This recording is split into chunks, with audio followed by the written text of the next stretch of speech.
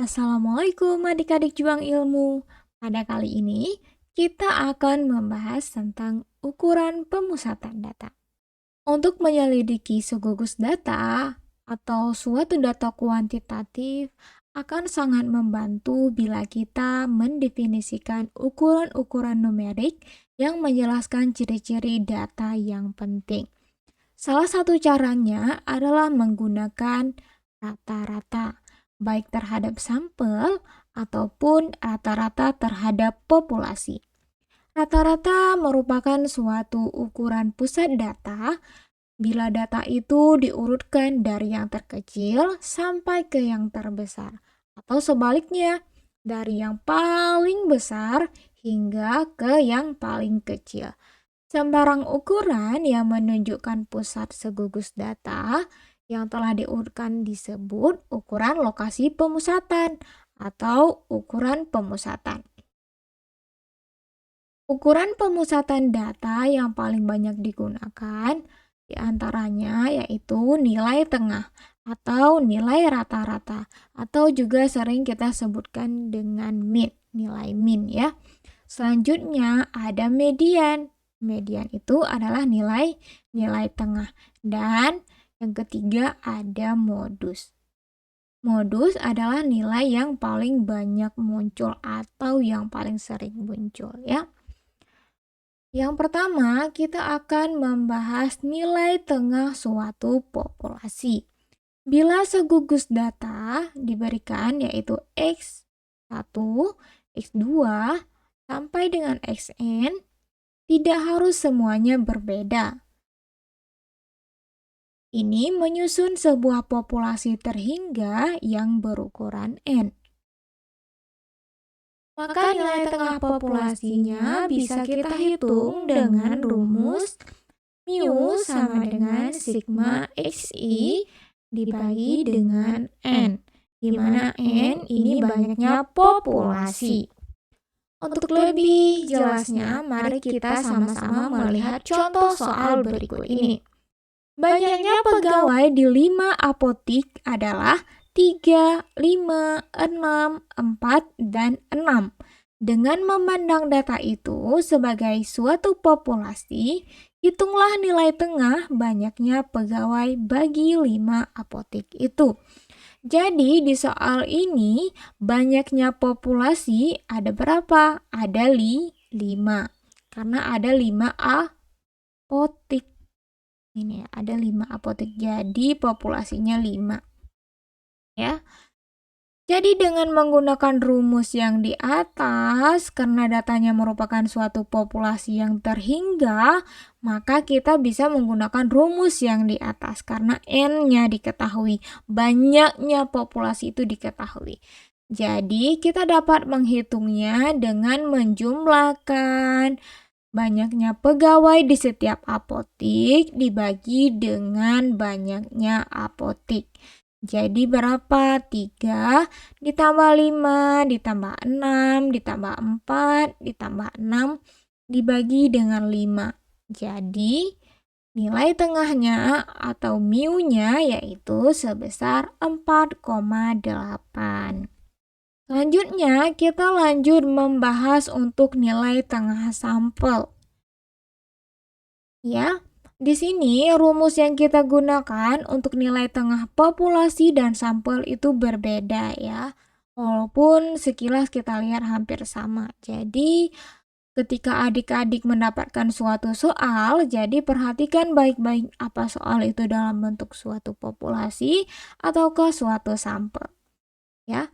Sekarang kita lihat untuk nilai tengah sampel. Misalnya, X1, X2, hingga Xn tidak harus semuanya berbeda, merupakan sebuah sampel terhingga berukuran N. Maka nilai tengah sampelnya adalah ini. Kalau untuk nilai tengah sampelnya dilambangkan dengan X bar sama dengan sigma Xi dibagi dengan N, di mana N ini merupakan banyaknya sampel. Biar adik-adik lebih memahaminya, mari kita lihat contoh soal berikut ini. Seorang petugas memeriksa suatu contoh acak 7 kaleng ikan tuna merek tertentu untuk diperiksa persentase ketidakmurniannya. Data yang diperoleh adalah 1,8, 2,1, 1,7, 1,6, 0,9, 2,7, dan 1,8. Hitunglah nilai sampelnya. Jadi, ini kita menggunakan rumus yang di atas karena di sini di soalnya ada dikasih tahunya ini nilai sampel. Jadi kita memakai rumus nilai tengah sampel. Jadi apa? Ini kita jumlahkan dibagi dengan banyaknya sampel. Jadi 1,8 ditambah dengan 2,1 ditambah dengan 1,7 ditambah 1,6 ditambah 0,9 ditambah 2,7 ditambah 1,8 dibagi dengan 7. Jadi hasilnya 1,8%. Kenapa ini di dalam persen? Karena ini perhatikan diperiksa persentase kemurniannya. Jadi rata-rata atau nilai tengah sampel persentase ketidakmurnian dari ke-7 kaleng ikan tuna yaitu 1,8%. Selanjutnya, kita lihat median. Median itu merupakan apa? Median itu merupakan nilai tengah, ya. Jadi, untuk menghitung median ini kita perlu mengurutkan terlebih dahulu nilainya. Beda dengan nilai tengah tadi ya. Nilai tengah tadi kita bisa hitung langsung. Tapi kalau untuk median kita harus urutkan dulu. Boleh diurutkan dari angka paling kecil ke paling besar atau sebaliknya dari yang paling besar ke yang paling kecil ya. Ini. Median segugus data yang telah diurutkan dari data terkecil sampai terbesar atau terbesar sampai terkecil adalah pengamatan yang tepat di tengah-tengah bila banyaknya pengamatan itu ganjil ya. Sedangkan kalau pengamatan itu genap, kita harus membagi kedua pengamatan yang berada di tengah-tengah ya. Untuk adik-adik lebih memahaminya, kita lihat contoh untuk N-nya ganjil ya. Jadi, dari 5 kali kuis sosiologi, seorang mahasiswa memperoleh nilai 82, 93, 86, 92, dan 79. Tentukan median populasi nilai ini. Jadi, apa yang harus kita lakukan pertama? Yang harus kita lakukan adalah mengurutkan bilangan tersebut ya. Mengurutkan 5 kali kuis. Nilai kuis sosiologi itu kita urutkan terlebih dahulu. Di mana yang paling kecilnya yaitu 79 ya. Selanjutnya apa lagi yang paling kecil? 82. Kemudian 86 dan 92 dan 93.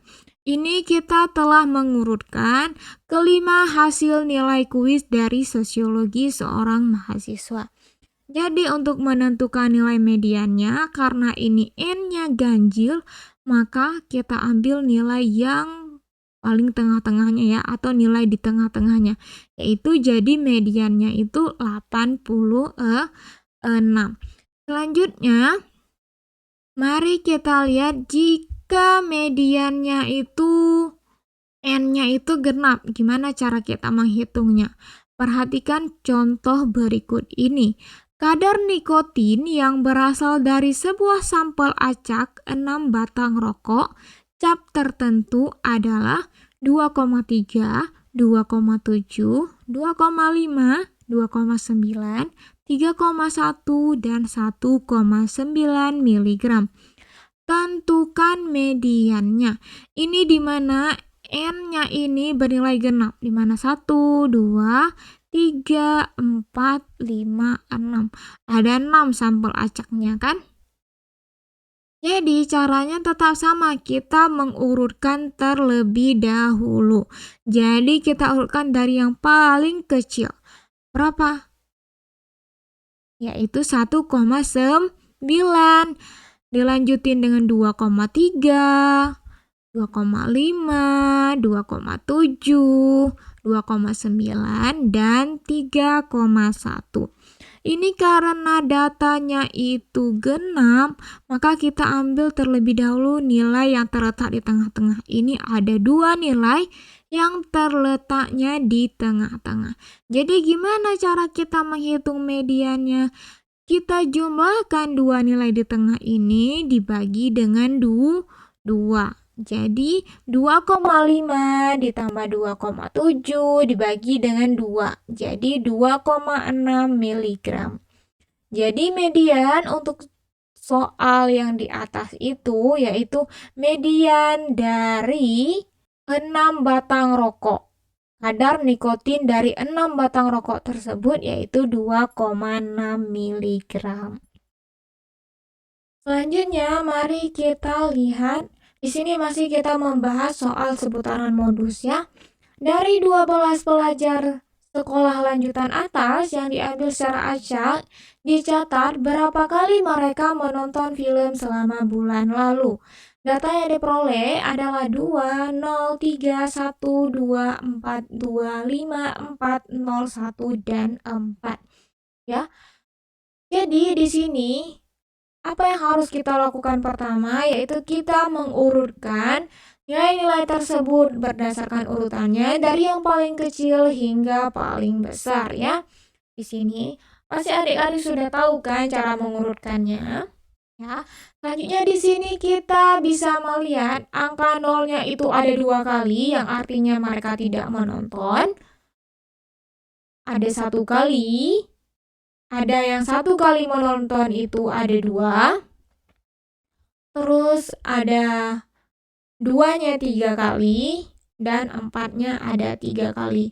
Di sini dapat kita lihat yang paling banyak muncul itu yaitu angka 2 dan angka 4. Di sini sama-sama jumlahnya 3. Jadi kalau kasusnya seperti ini dinamakan bimodus. Dalam kasus ini terdapat 2 modus yaitu 2 dan 4 karena 2 dan 4 terdapat dengan frekuensi paling banyak atau frekuensi tertinggi, di mana sebaran ini dikatakan dengan bimodus. Bagaimana adik-adik juang ilmu sudah bisa membedakan antara nilai tengah, min, median, dan modus? Jadi, di sini kakak kasih kesimpulan biar adik-adik lebih paham. Untuk nilai tengah atau kita sebutnya min, itu kita jumlahkan dulu nilai-nilainya itu dibagi dengan banyaknya. Ya, baik itu banyak populasi atau itu banyaknya sampel. Terus kalau median, itu adalah nilai tepat di tengah-tengah. Jadi, caranya gimana? Kita urutkan dulu nilai yang paling kecil sampai yang terbesarnya. Terus kita lihat nilai tengah-tengahnya itu berapa. Terus kalau untuk modus itu nilai yang paling sering muncul atau paling banyak muncul ya. Semoga adik-adik bisa memahami dan bisa mengerjakan soal-soal jika keluar mengenai tentang nilai min, median, dan modus. Sekian untuk hari ini, semoga bermanfaat. Assalamualaikum warahmatullahi wabarakatuh.